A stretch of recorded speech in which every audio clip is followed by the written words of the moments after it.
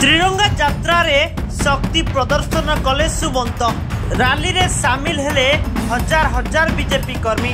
भारतर यशस्वी प्रधानमंत्री नरेंद्र मोदी आह्वान क्रमे सारा देश में बीजेपी पक्षर घरे घरे त्रिरंगा कार्यक्रम परिप्रेक्षी में महांगा निर्वाचन मंडली बीजेपी नेता सुमंत गड़ई नेतृत्व में हर घर त्रिरंगा कार्यक्रम कर हजार हजार बीजेपी कर्मी सामिल होई कुआपाल बजार ठारू एरकणा पर्यंत बाइक रैली करथिले, जहाँकि अत्यंत प्रशंसनीय थिला।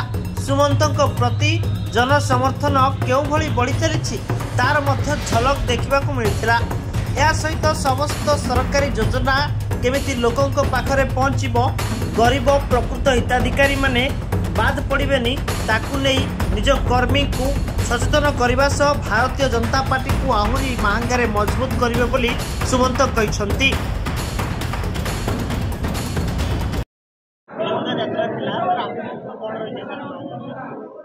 तिरंगा यात्रार आभिमुख्य आमर प्रधानमंत्री नरेंद्र मोदी आह्वान क्रमे प्रत्येक वर्ष कार्यक्रम भारतीय जनता पार्टी तरफ से परिप्रेक्षी में महांगा निर्वाचन मंडली में कार्यक्रम को रखा साधारण लोकों भितर देशभक्तिर भावना जागृत करने ए कार्यक्रम को आम सफल रूपे आज संपादन कर निर्वाचन मंडली।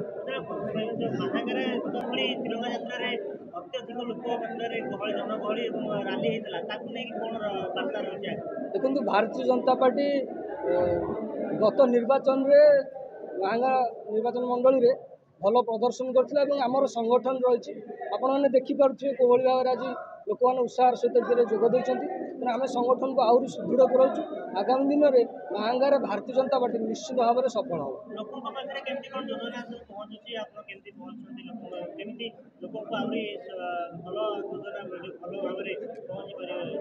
देखु आमर मोहन माझी सुशासन प्रत्येक जनसाधारण पाखे पहुँचुची आमे तत्पर अच्छु आम कार्यकर्ता मैंने कहीचु प्रत्येक जनसाधारण पाखे पहुँची आम सरकार को योजना विषय अवगत करेंगे और से लाभान्वित हे से प्रति कार्य जारी रखिए।